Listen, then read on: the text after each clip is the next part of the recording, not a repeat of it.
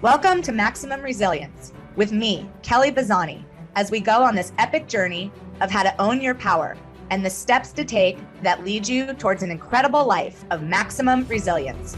This educational, powerful, engaging, and inspiring show will change your perception of addiction while we revolutionize the approach that ensures mental health as we address a worldwide epidemic.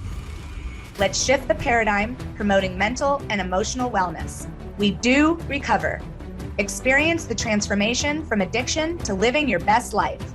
Here's the secret: to learn how to master unleashing your full potential every day in every way. Maximum Resilience starts now. Hey everyone, I get the honor and the pleasure of opening this show. This is actually Maximum Resilience with Kelly Bazzani, but it's a very, very special show today. God, I'm getting all teared up and I haven't even started yet. Today's show is two sides of the addiction coin. This is a mother and daughter's stories of strength and hope and a new perspective. Now, many of you have heard me talk about the addiction rates, the alcohol rates, the online buying, but very few people do what we're about to do today and what you're about to see today. I want to introduce you to two people. Kelly, of course, you know, amazing. How do I describe her? She is one of the most sought after thought leaders on the planet when it comes to resilience. As a matter of fact, she's listed in the top 10. And her coaching platform is unprecedented. Today's show is going to tell you why. You know, outside of a master's degree for psychology, there's something that makes her more qualified to talk about resilience than any letters behind her name, my name, or anybody's name. You're going to hear it today. Today, you're going to hear what the journey of addiction is like, but not just from her perspective. We're joined by a beautiful, beautiful soul.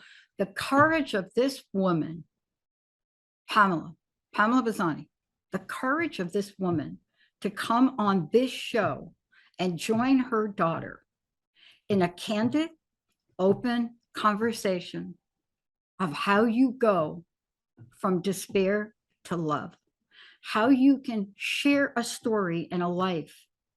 And what shows through more than anything is the absolute utmost respect, appreciation.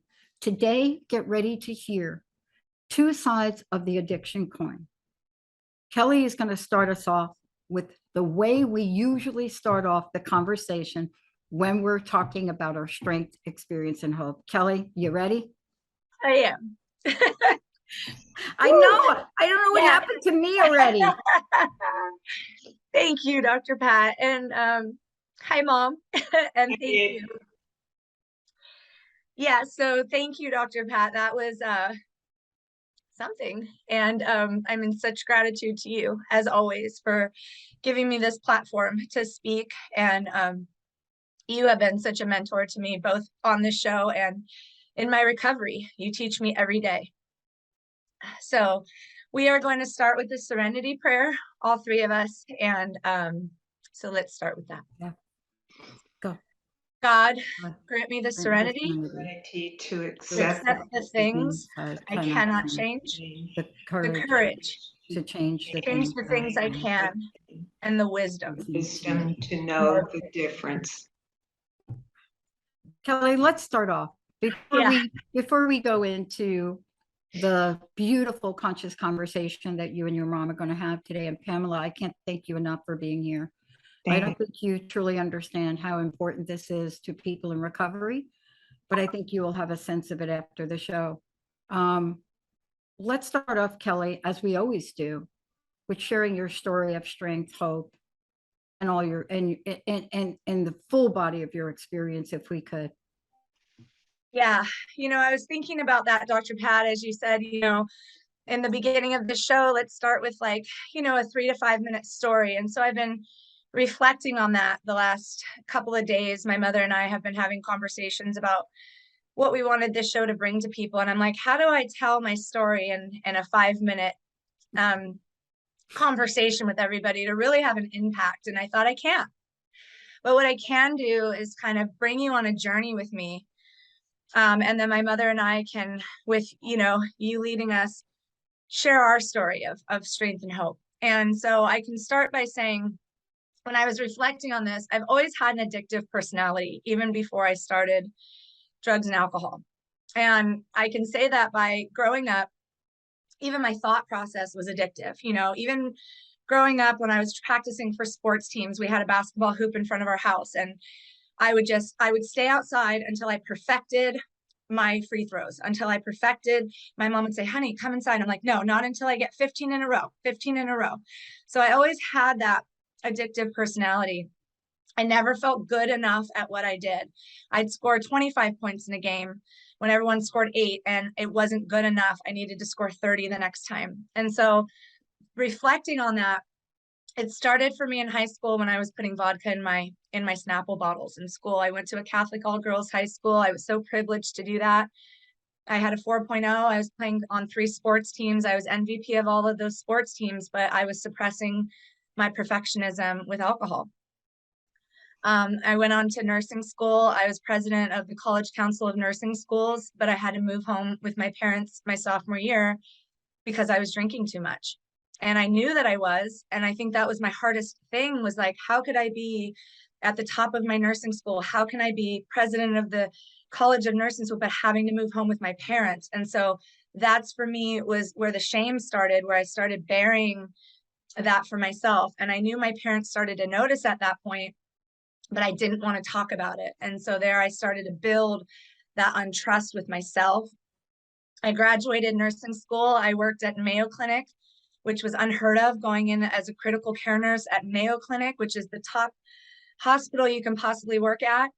But I was drinking. I was waking up with the shakes. I was coming home. The first thing I thought about, as you read about, I was either thinking about drinking, recovering from drinking. I was at the standard of nursing at 25. I was heart trained, stroke trained. And then I broke my back at 26, lifting a patient. It ended my nursing career. I couldn't walk. All the nerves, I was in a wheelchair on my parents' front porch. I moved home with them. And that started for me the spiral. And I just want to make it clear that I never stopped drinking. Everyone was like, wow, you stopped drinking 15 years ago? No, I didn't. I told myself, like, wow, I can just switch to pills. I won't have a hangover. I won't smell like alcohol the next day. I can hide it, because I was hiding from myself. So that my parents had to watch me go through getting addicted to pain medication and hiding that. So that, I realized then, was I taking the pain medication for actual pain, or was I taking it to hide those feelings of shame and depression and anxiety?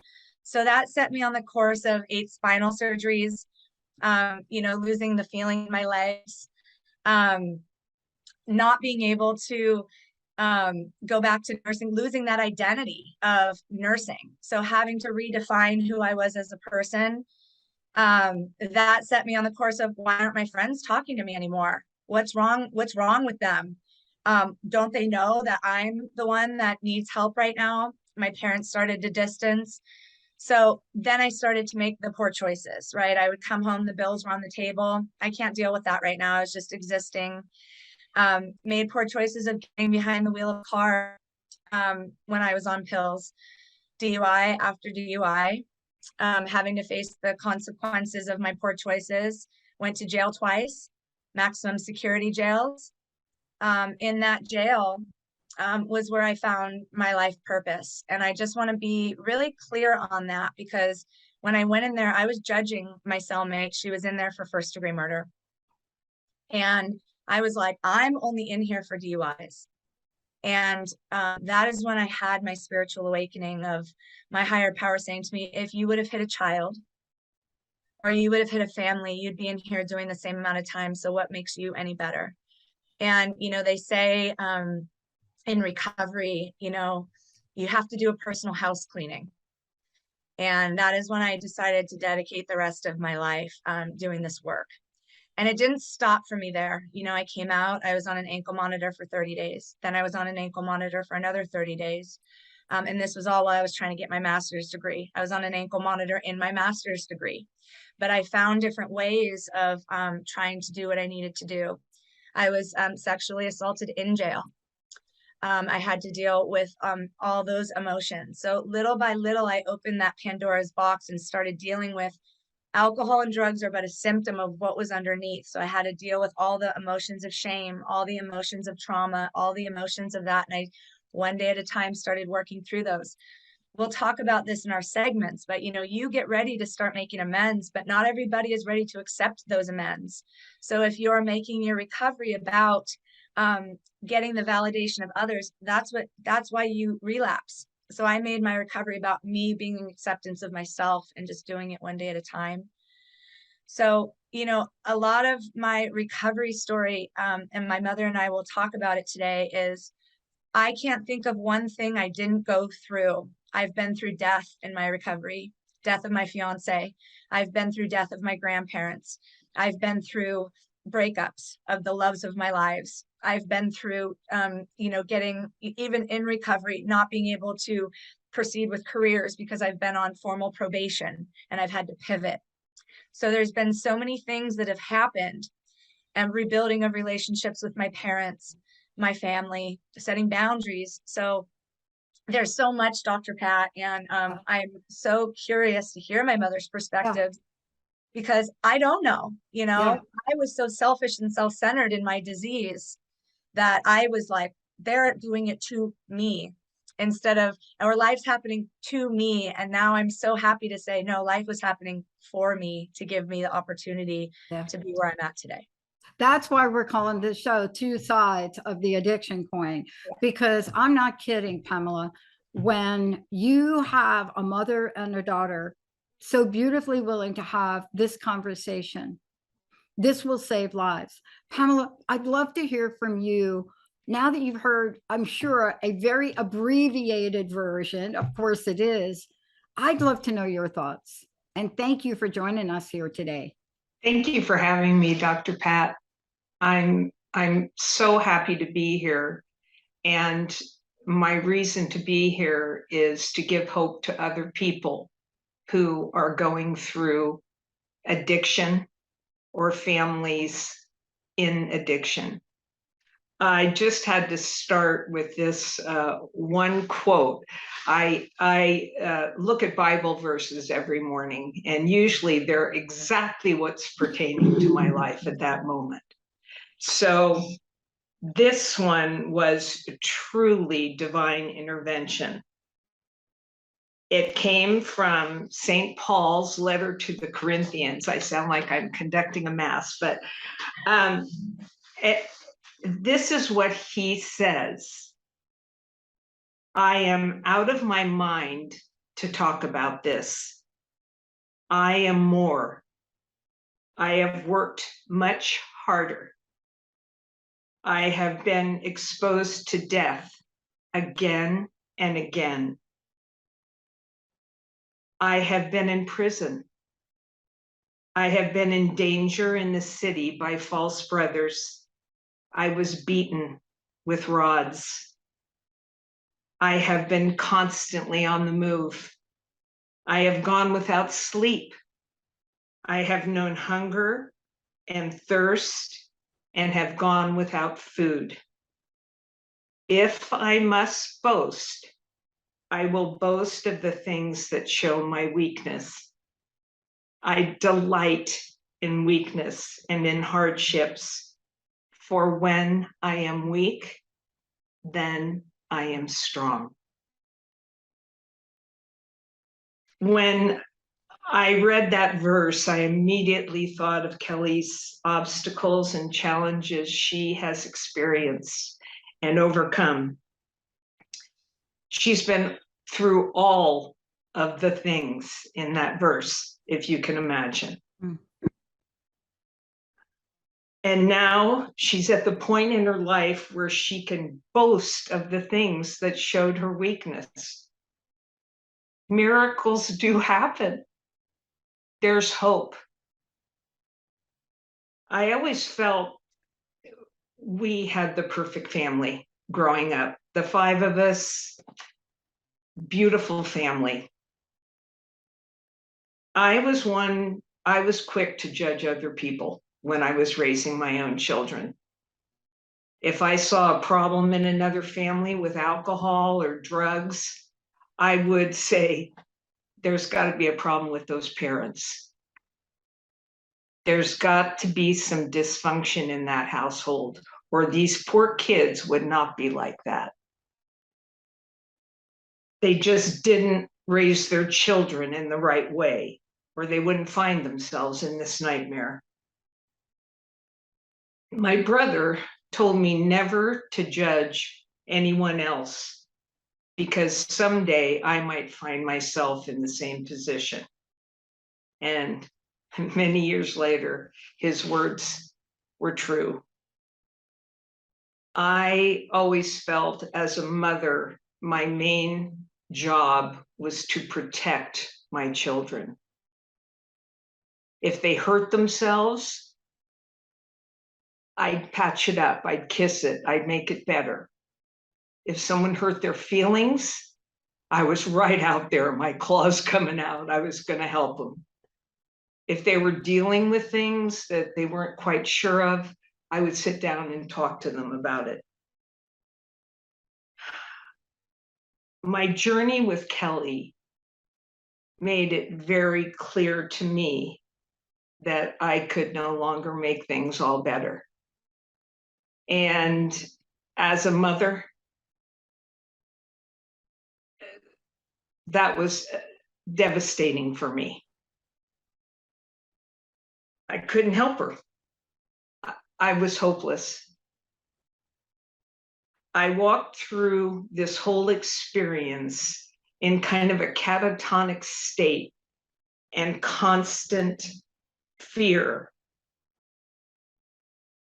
She came back to our home to recuperate from her surgeries, and it was like a bad dream.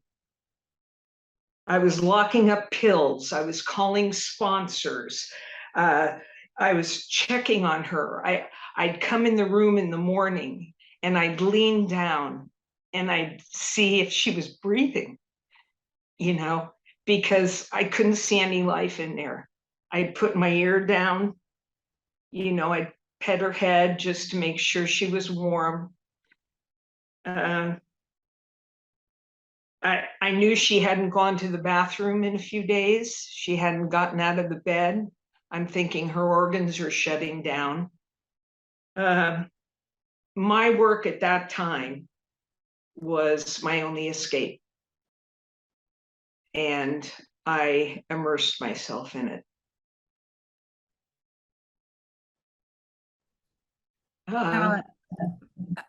You have what you just shared, and I want to get to you, Kelly, in a minute, but what you just shared, Pamela, is going to resonate so deeply with the parents and the children that see this and watch this, because rarely do we get that perspective, a mother's perspective, the perspective where, this is your child who you love, and you're wondering if she's still breathing. And yet the other side of that is, there's a saying, the agony and the ecstasy. Recovery is about the agony and the agony right out front. You get to the ecstasy later on, right? But this is where everybody gets real. Kelly, from your perspective, when you hear your mom, Pamela, talk about this, I don't know how that doesn't hit you smack in the heart, right? Yeah, no, it absolutely does. And it's just, hearing that perspective, I'm so happy for my mother that she's able to talk about this. And it's so fascinating from the addict perspective. And I want all the people in addiction to hear it, because selfishness, self-centeredness, that is the root of our problem.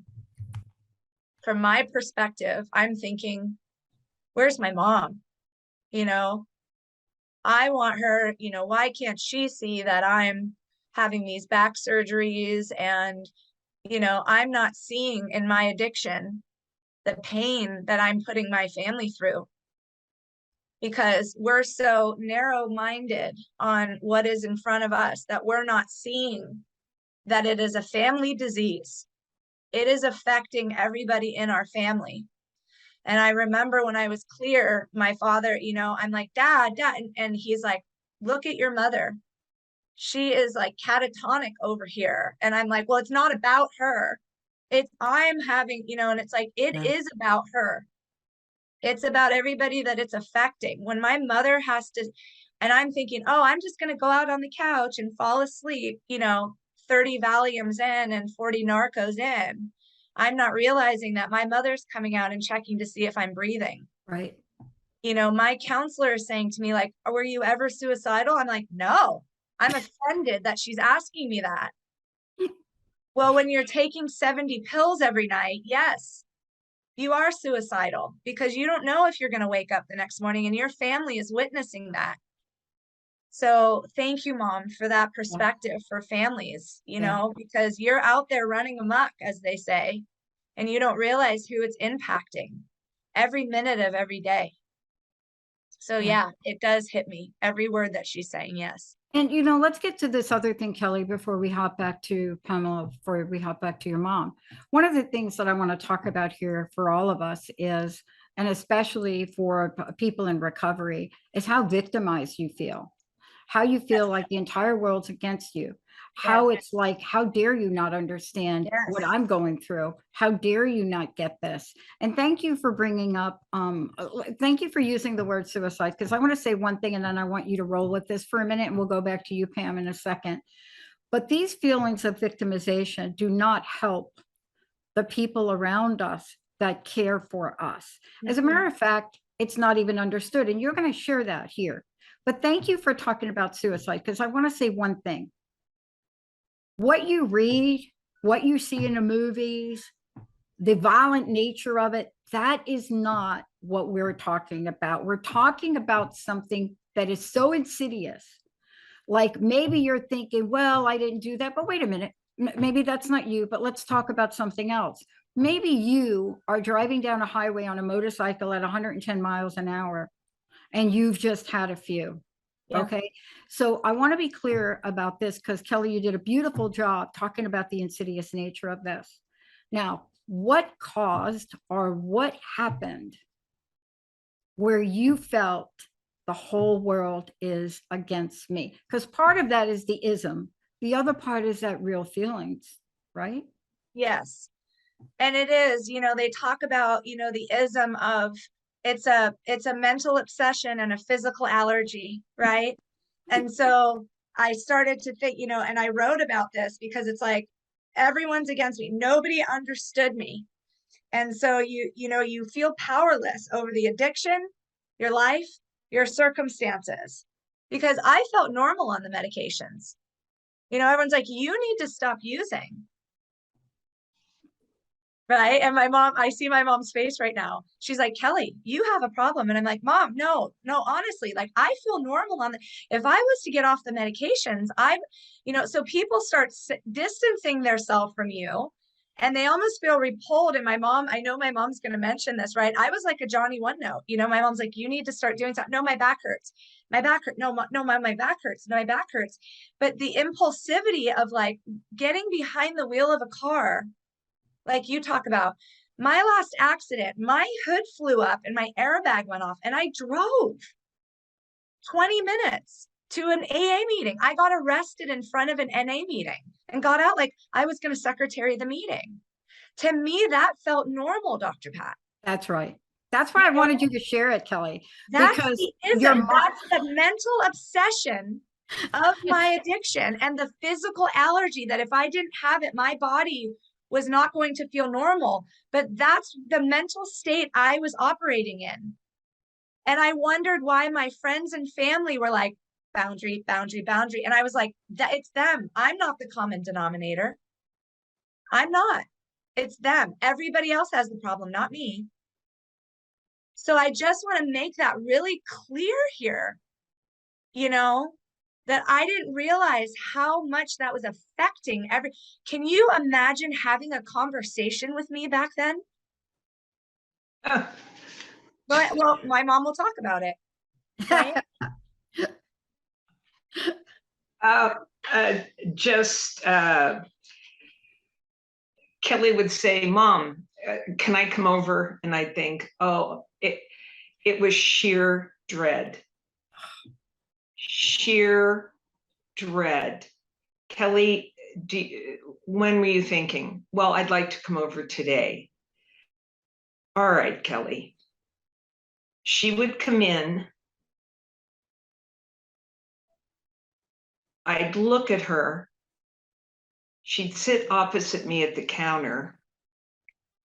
And I'd look at her and I'd look deep in her eyes.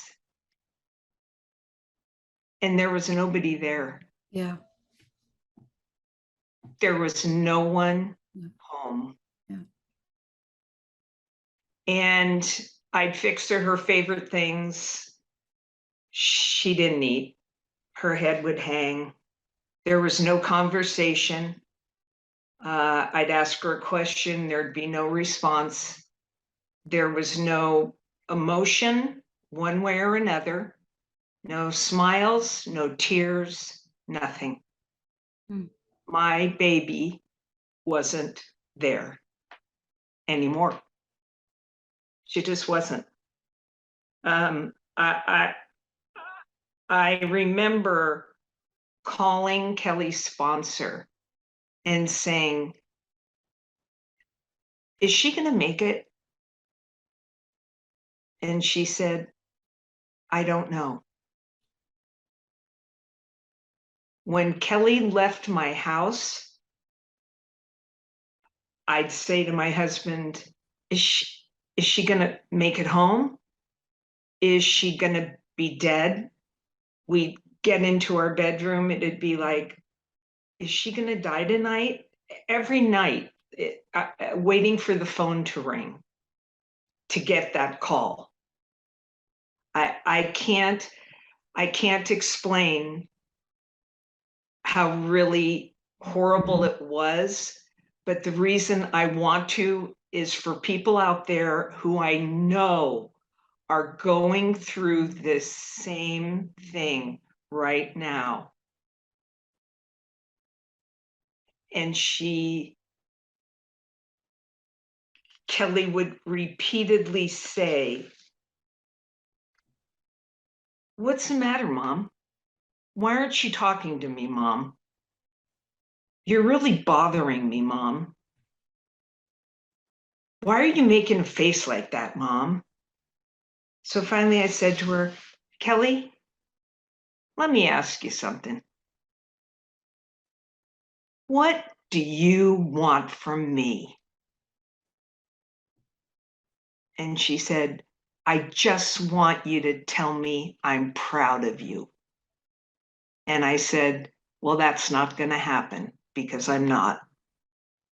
But when the day comes, if it ever comes, I'll be the first one to tell you how proud I am of you." I want to take a short break.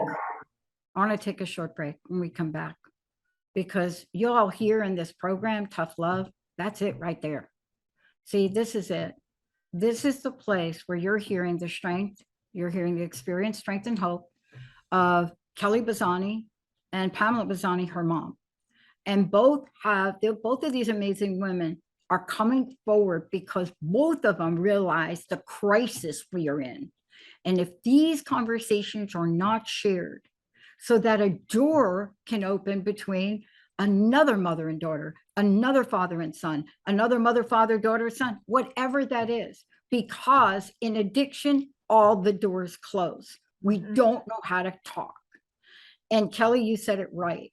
You know, from your perspective, so many emotions. It's hard to explain what they are. And it's also hard to explain what's you and what's the drug.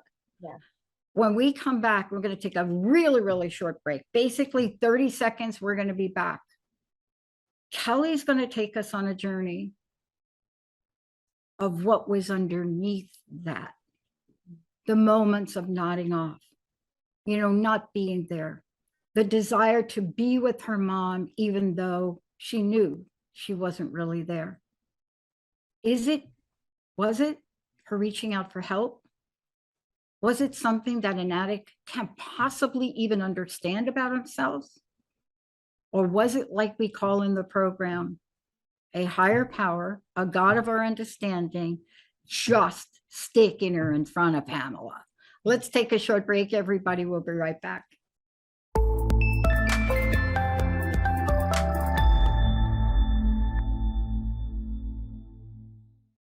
Hey, everybody, welcome back. It's so awesome that you're tuning in and turning on to Maximum Resilience. I'm Dr. Pat.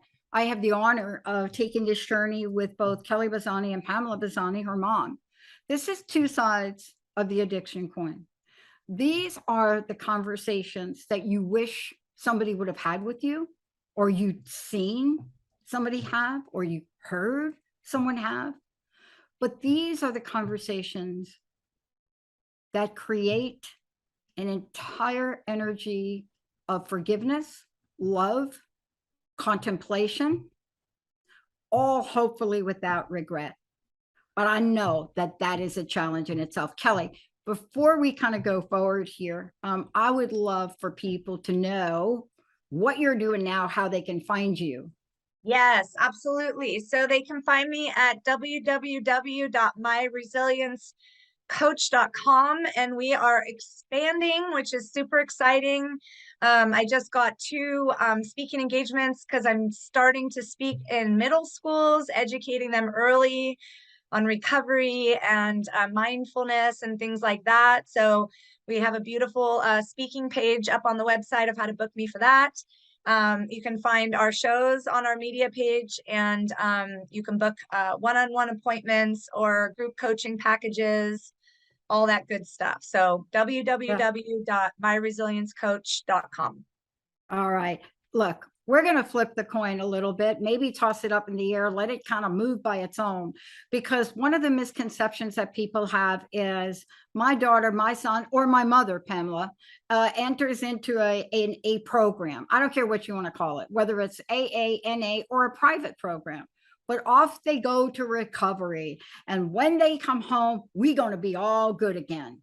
Now, this next phase of the conversation is the road to recovery. There are 2 sides to that coin too. I want to get right at it because, we talked a little bit about just briefly a few experiences, but usually there is a thing that happens where somebody is like, okay, I'm in recovery now. Everybody's got their own thing, right? We all go through the pathway where we realize I am a mess. Kelly, let's start with you. What was your thing? So I had a couple recoveries. I went to one recovery for my alcohol and I came back. I remember that was, St. Helena. That was, wow, I get to make friends. I came out, my mom and dad were there attending the, support. And I was like, Mom, Dad, hey. And they were like, my second recovery was during, Christmas and New Year's. And my parents chose not to speak to me during that one, validatedly so. My third and final rehab was the turning point for us. And I had gotten in an accident in front of my mom's place of employment, a big accident. And I thought, oh, she won't know about that, and that is another thing, we lie so much to ourselves. God, we are so manipulative in our addictions. And so I got there and I said, I'm going to call my mom and tell her I'm here for the Board of Nursing. The Board of Nursing sent me here. So that's how I'm going to get out of this one. And I called and I said, hey, Mom, I'm detoxing so bad. I'm here for the Board of Nursing. I just wanted to let you know I'm here for 45 days. And I'll have you share, I'll let my mom share her perspective. But she said, I know you were in the paper again. And we had just had this lovely conversation on the beach in Santa Barbara about a month prior. And she said, if this happens again, your father and I are done. So I'll let my mom share her perspective on what happened there. Yeah. And, we call these, what do we call these? The rose-colored glasses, the rose-colored clouds, the pink cloud, right? So when people hear us talk about the pink cloud, it is really that initial, like, Yay, I'm fixed. I'm cured. Mom or Pamela, what was it like for you? Right? I never really felt that Kelly was cured at the beginning. I never believed her. We went to meetings. I watched her during the meeting. She was high. She was nodding off. Everybody noticed. And I thought, why am I even here? You know, what am I supporting? I don't know. There were many car accidents that occurred while I was at my employment. The last one was a huge one.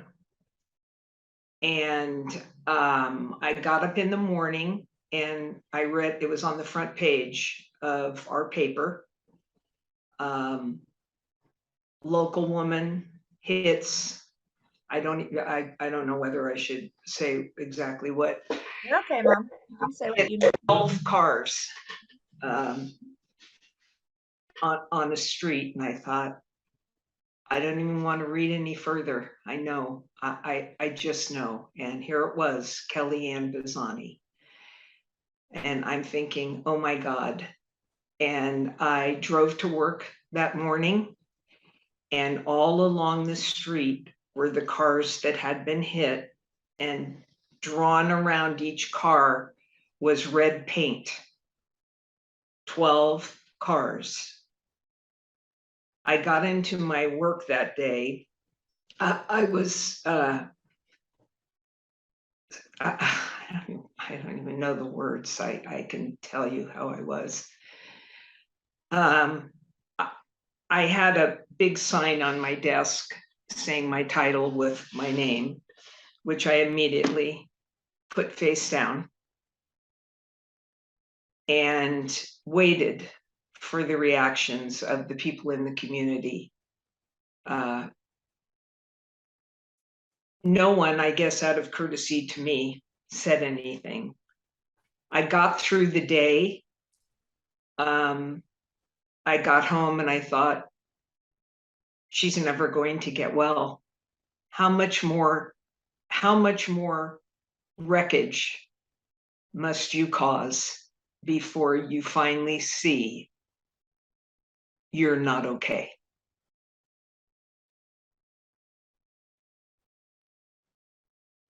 Kelly, look, that is a common question that our parents, our loved ones, and let's just call it anybody that's close to us that even gives a you know what. Mhm. That is the question they ask. And I must say, Pamela, I think underneath that, for a mom, but I don't want to speak for you, is how much more do you want to, or how much more are you going to do before you actually harm yourself, kill yourself or another? That's also underneath that, right, Pamela? Could I just say this one thing? On this street where these cars were hit, Yeah. every morning I would see a mother with her baby in the carriage, or an elderly person holding hands with his wife, or somebody pushing someone in the wheelchair. And I told Kelly this after, how blessed were you that those people were not there on that morning? Wow. I'm sorry to interrupt, but that just came to me. Thank you. Kelly, you heard that now. Now, from an addict's perspective, that is not the remorse that we generally feel. What was your perspective? My perspective, I called, so that led up to the call, that I was like, Mom, I'm in here because of nursing. I was still, and my mom got on the phone and said, we got the paper. You remember our conversation we had in May? I'm done. I love you. Here's your dad. And my dad got on the phone and he said, you heard your mom. I love you and I'm done. And I can still hear that dial tone today. And I got off and I remember going back to my detox room and, going into the corner and just sobbing like, but I still, you know, was lying to myself and everybody. I remember my counselor, you know, I just remember spitting off AA verses to her, like, I'm good, until my other counselor came over and said, to your question, did you tell him about your eating disorder? Did you tell him about this? Did you tell him about your shame around this? And I looked at her and she said, I just saved your life. You're welcome. And I just started getting really honest in that rehab about everything underneath the drinking, the perfectionism, the shame, the guilt, I just started working through everything. And I remember calling my mother because it was my grandfather's 80th birthday when I was in rehab. And I said, I got a pass to come to Pop's 80th birthday. And she said, I don't think that would be a good idea for you to come.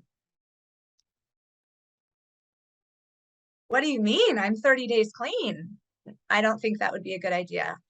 And I remember feeling so much resentment being the #1 offender in recovery, because we had all these family meetings in rehab and I was the only one without any family coming. And so that led us, you know, I stayed for 45 days. And I just want to mention that for anybody who's thinking about recovery, you know, if you can do any kind of program longer than 30 days, you know, give yourself the gift of time, because 30 days for me I was just starting to see clearly at 30 days. So 90, if you can do something 90 or go to some kind of, anyway, that's a whole different show for a whole different day. But I got out of recovery and my parents did not speak to me. And until my grandmother got ill at 90 days. My mother called me when I was 90 days clean and said, you know, Nanny's sick. And I said, oh, great. Do you want me there? She said, that is your choice. She still was very, and I showed up and we started rebuilding, but I wanted that approval. I wanted that acknowledgement. Like my mom said, and I'm like, well, I'm going to go to school. Well, I'm going to sign up for a master's program. Well, she goes, that's good. But it wasn't. And I was always wondering, like, what does she need? But I was validating my worth in recovery on the approval of others, and that leads to so much relapse, because my sponsor would say to me, stop looking for oranges at the hardware store. You need to base your life around recovery, not recovery around your life. Because if you're doing it because you want your mom or your dad or whatever. So I just started one day at a time. I walked up to the community college. The day I got out of rehab, everybody had laptops. I had the free backpack they gave me with an 89-cent notebook they gave me and a Bic pencil. And I did that. It was humility. Yeah. And, you know, let's just talk about that, because that is a pivotal point. And the pivotal point for both of you now is that many gut-wrenching days, many aha moments, many looking yourself in the mirror and saying to yourself, you know, am I doing enough? Am I really changing? You know, Pamela looking and thinking, is she really changing? But I want to fast forward to where we are today, because those moments, they're awakenings, Kelly, for you. Yeah. I mean, we've done shows and we'll continue to do shows on the recovery process, but this is the recovery of love process. Yes. Right? Because these are turning points. Now, from the turning point, you had to show up and demonstrate to the people that, oh, she's really changing her behavior here. Yeah. She had lunch and didn't nod off today. Yes. So this is the tipping point. Let's jump to that in the time we have left to really talk about how you both are even showing up here, why you got the resilient sign on there, why your mom is sitting there loving all over you today, because you made the decision to take this seriously, right? Yeah. Yes. Let's talk about that part now for the time we have left. Yes, I think I chose to focus on me and not what my mom was thinking or what my dad was thinking. I thought my mom would tell me so many times, stop telling me, show me. And, you know, that says, you know, in recovery, we went on a rigorous course of action. And so that's what I did. And I just kept doing it at one day at a time, putting one foot in front of the other. and rent is due on my recovery every day. And I remember, I would go over to my mom's and I would take off my sunglasses and just, look at, and she goes, honey, you don't need to show me your eyes every time you come over, but I just wanted to keep showing her and showing her and showing her. And so I did, and I think from my perspective today, my mom doesn't have to worry about me today. She doesn't have to provide for me today. She knows I'm accountable for my life today. I can talk openly and vulnerably with her today. She's proud of the woman that I am. She can rely on me and depend on me to follow through with my commitments. If she says to me, for example, Dad and I need to be at the airport at 6 a.m. We need you to be here at 5 a.m. I'm there at 5 a.m. So, we learn and grow alongside each other today.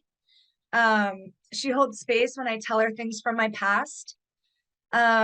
So I think, I felt so abandoned by my parents at the greatest time of need, and now I look at it today and I'm like, thank God they did that for me at the time of my recovery, because it taught me how to be a woman. Yeah. When they said we are done, Yeah. I didn't have a penny to my name. I was unemployable. I was facing prison, and I was like, I need to do something here, So I went to my sponsors. She had me clean her house for rent money. I learned how to be accountable for myself. I worked my steps in my program. I put one foot in front of the other. Was it easy? No. But did I show up every day? That's all I did. I just showed up for myself every day, and I went on a rigorous course of action. And I didn't do it self-will run riot, right? Yeah. Like when they say higher power, I think people get really, oh, God. Hey, if your higher power has to be a doorknob when you start, right? If your higher power has to be nature, like, wow, that stream is greater than me, great. But I can't tell you how many times I tried to stop on my own. So I'd love to hear my mom's perspective on how she saw all that play out. Yeah, I want to jump over to your mom because Pamela, I think this is great to really bring this full circle now, because I think people don't understand how difficult it is to do when you and your husband did. I think they hear this and they think, oh, mom is just angry and that's why no, right? Now I want to hear your perspective as we go full circle on this, because anybody that's sitting here that think that that is easy for a mom or a dad to do, please think again. How was that for you, Pamela? So many things are coming through my mind, Dr. Pat, and I know we only have a limited time, but I want to say, watching Kelly firsthand go through some of the things she went through. One thing I want to bring up was when she was in prison and she asked me to come. And I thought, I just can't do that. I'm not going to be able to do that. So I did it. And I came in and you sit behind the mirror and I wait for her to come out and she's in a sling. And I said, what happened to you, honey? Did somebody hurt you? And she just looked at me because she couldn't say anything because there were guards in back of her. So we just said our things. I love you. I love you. I got out of there and I thought, the little baby girl who I've protected my whole life, somebody's abusing her. So I have to share that. I haven't even shared it with some of my friends and family, but I want to share it for the people out there in case they've gone through the same thing. But this is just one of the things my daughter has been through. And she rebuilt step by step, claw by claw.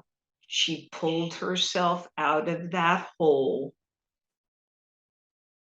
And she is who she is today. And my husband and I always tell her, you're enough, Kelly. Every time, I'm going to do this now. I think I'm going to do this now. You're enough. But what I want to tell you today, Kelly, and I can say wholeheartedly, I am so proud of you. Yeah. Yeah. Thank you for that, Pamela. And, we'll be doing more shows on this. But the hardest thing, and Kelly, let's talk to this, and Pam, to you.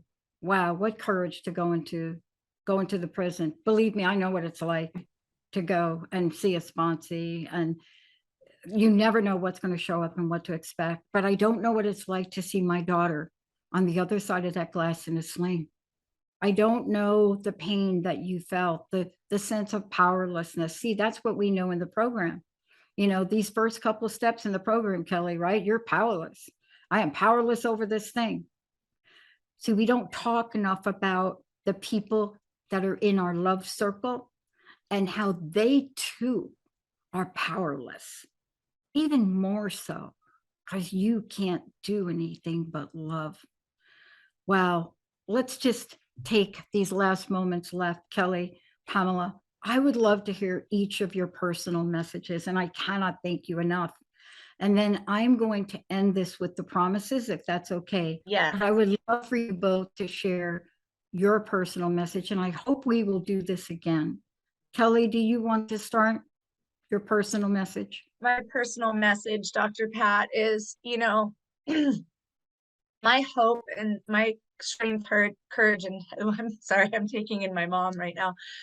My strength and hope and courage to everybody is, I have learned that I took all that shame and I took all that guilt and everything, and I used it and I reframed it into providing hope and inspiration for people. And so I want everybody to know that I took all of my obstacles and I learned that it is my greatest unique gift now to the world. So I want everybody to know that it can be yours too. The things that we hide from people that we think are like, oh, nobody would understand that, or, oh, my past is so horrific, or, oh, I have taken that now and I use it as my truest unique gift to tell people my story, and it inspires. So please reach out and talk about it, because you never know who you will inspire and touch. Thank you, Mom, for being here. Thank you. Pamela, what's your personal message? And thank you. My personal message is, like I've always told Kelly, the hardest things that we have to go through in life, we wonder why. We wonder why. And what we find out is the why is so we can help someone else who's going through the same thing. Yeah. I am grateful I have gone through this so I can help another person. And this is by the grace of God too. I have to say my faith has been my stronghold. I want to thank you both. And I want to end this with something that we know as the promises. In Alcoholics Anonymous, they're called the 9th step promises. And I will say this to both Pamela and Kelly. For some of us who have entered recovery, where we were so lost that even our sponsors agreed we were too lost for even the big book. The greatest thing that ever happened to me was the task from my first sponsor to memorize these. And I want to share them with everyone, because if you're not in this program, I guarantee you, Kelly, Pamela will tell you they apply to you. These are the promises. 1, if we are painstaking about this phase of our development, we will be amazed before we are halfway through. We're going to know a new freedom and a new happiness. We will not regret the past, nor will we shut the door on it. We will comprehend the word serenity, and we will know peace. No matter how far down the scale you have gone, no matter how far down you have gone, we will see how our experience can benefit others. That's what Pam just said. That feeling of uselessness and self-pity will disappear. That's Kelly. We will lose interest in selfish things and gain interest in our fellows. That's all of you. Self-seeking will slip away. Our whole attitude and outlook upon life will change. We will intuitively know how to handle situations which used to baffle us. We will suddenly realize that God is doing for us what we could not do for ourselves. And this one, I always do last. Fear of people and economic insecurity will leave us. Are these extravagant promises? We think not. They are being fulfilled among us, sometimes quickly, sometimes slowly. They will always materialize if we work for them. Thank you both for today. Thank you, Dr. Pat. Thank you, Lydia, for pushing all the right buttons. And thanks to all of you. You're going to be hearing more from Kelly about this. And know this, don't ever give up hope. We'll see you next time. Thank you for listening to Maximum Resilience with me, Kelly Bazzani, your ally for addiction. Tune in the first Monday of each month at 11 a.m. Pacific, 2 p.m. Eastern on transformationtalkradio.com. Engage in this epic journey of how to own your power and the steps to take that lead you towards an incredible life of maximum resilience. We do recover. Experience the transformation from addiction to living your best life. For more information about maximum resilience and me, Kelly Bazzani, visit myresiliencecoach.com. That's myresiliencecoach.com.